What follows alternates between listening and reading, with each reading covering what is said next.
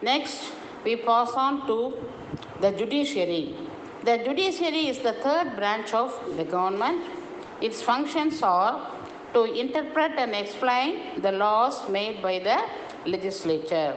So, legislature is the law-making body, and those laws should be properly explained and interpreted by the judiciary. And also to punish those who violate the law. All should follow the laws. If anyone violates the law, he will be punished. The people, those who violate the law, will be punished by the judiciary. Then to protect the rights of the people, rights of the citizens. So it has to protect the fundamental rights of the citizens. The Supreme Court. The Supreme Court is the highest court of the judiciary in India.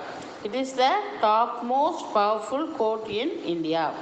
The next, all other high courts are just form the part of the Supreme Court, that is the judiciary. The responsibility, because the high courts form a part of judiciary.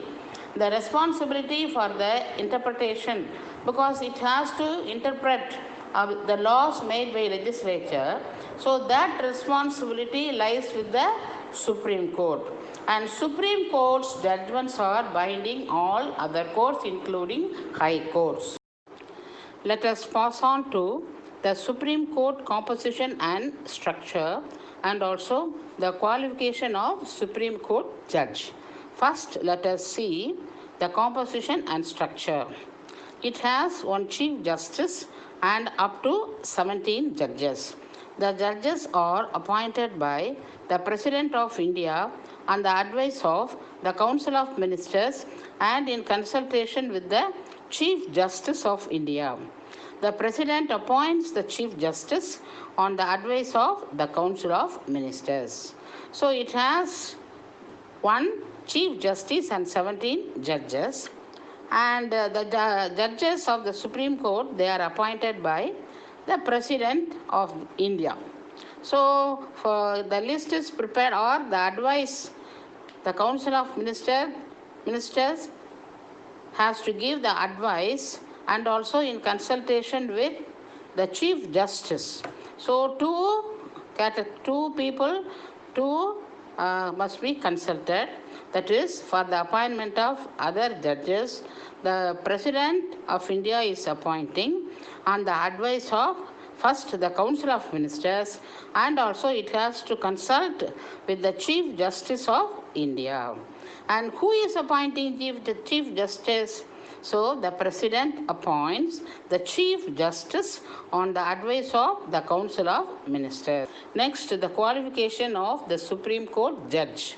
He or she must be an Indian citizen. Just like other members, he should be an Indian citizen. He or she has either been a judge in a high court for at least 5 years, or he or she has served as an advocate in high court for at least 10 years, or he or she is a distinguished jurist in the opinion of the President. Now it is given 4 points. First of all, he should be the Indian citizen. He should be the citizen of India. He or she has either been a judge. He might have been a judge in a high court for at least 5 years. Or he or she has served as an advocate in a high court for at least 10 years. Or he or she is a distinguished jurist. So he is well versed in law. So it is in the opinion of President, he was considered as a distinguished jurist. So such a person he should be. So this is the qualification of the Supreme Court judge. The Supreme Court composition and structure. The Chief Justice and judges of the Supreme Court serve until they complete 65 years of age. So up to 65 years they can work.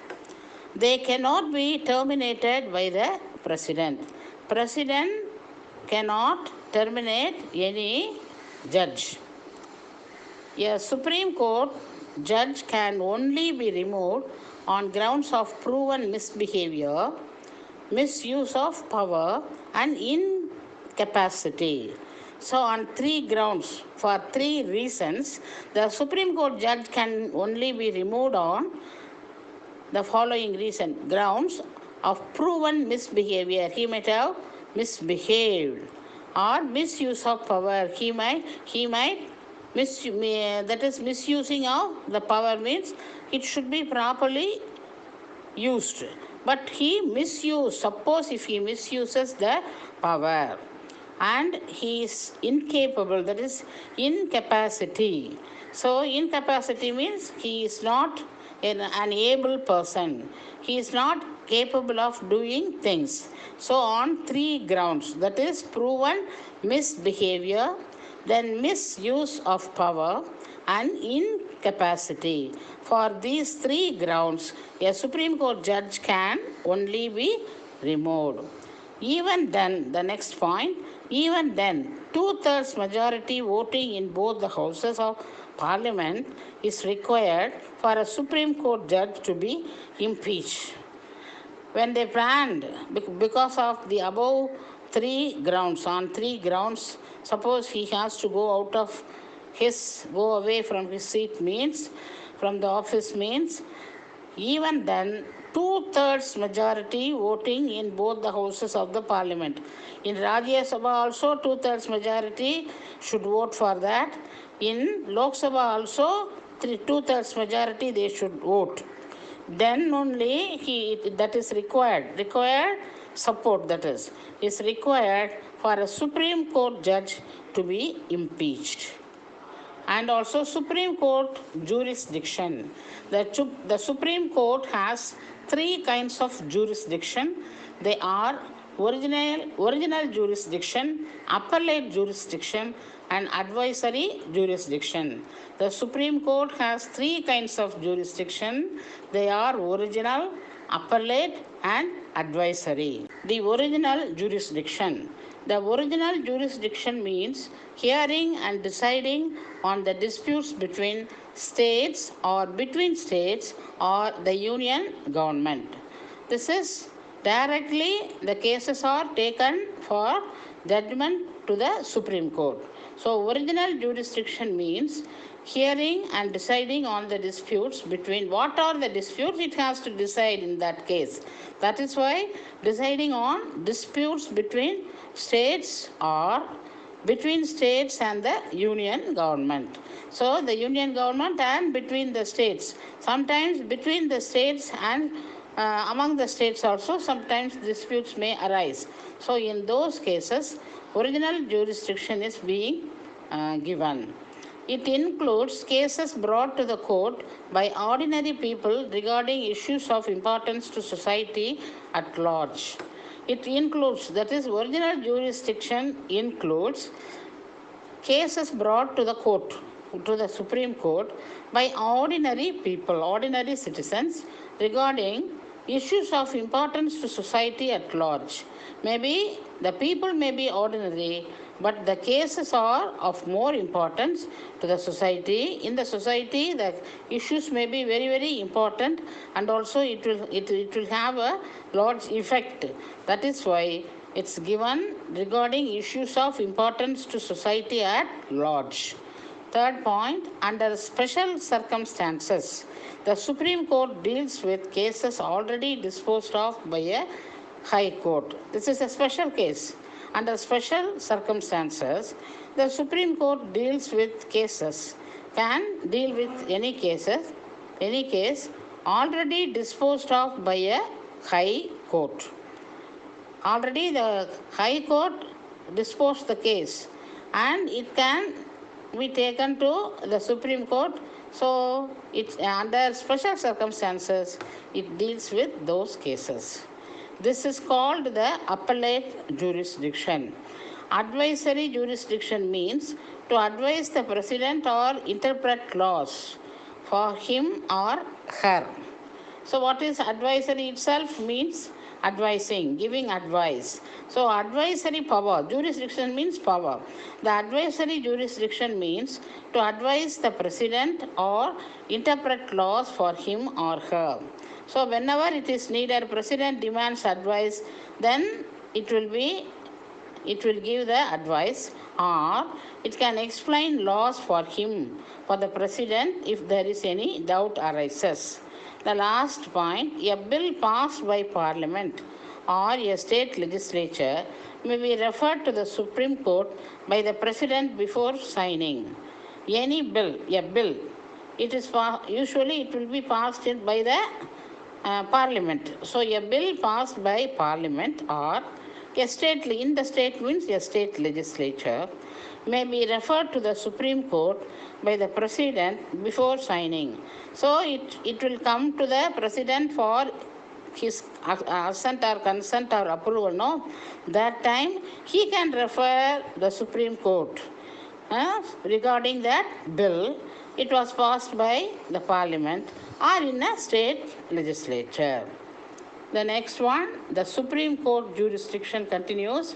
A law decision of the Supreme Court is final and binding on all courts in India. The Supreme Court decision is the final decision. The judgment will be the final and it is binding on all courts that is subcourts, high courts, district courts, other subcourts in India. It is the most authoritative guide on the interpretation of laws. When the explanation of any law is demanded, so it has the it is the highest power to guide on those cases. That is why it is explained properly. It is the most authoritative, means it has the highest power to guide on explaining the laws. That is, it is given everything in the Constitution also, and that Constitution also guides. And the interpretation of laws passed by legislature means the Supreme Court only has the authority or the most authoritative guide on explanation of the law. It helps to secure uniform judicial practice throughout the country. So it helps to secure uniform practice, how the cases should be dealt with, how to conduct the court, all the procedures, everything. So it helps to secure uniform judicial practice all over throughout the country, in whole India. The same procedure or judicial practice should be followed. That's why it helps to secure uniform judicial practice everywhere, wherever we go, in any part of India, we can see the uniform judicial practice throughout the country. The only exception to this all embracing power is any law relating to the armed forces. What is it? The last one, there is one exception is given. The only exception to this all embracing power is it is the highest power, authoritative guide, everything we saw. But any law relating to the military forces, any law related to the armed forces, it cannot be judged by the Supreme Court. The military court only will deal those cases, but that is the only exception to this all-embracing power.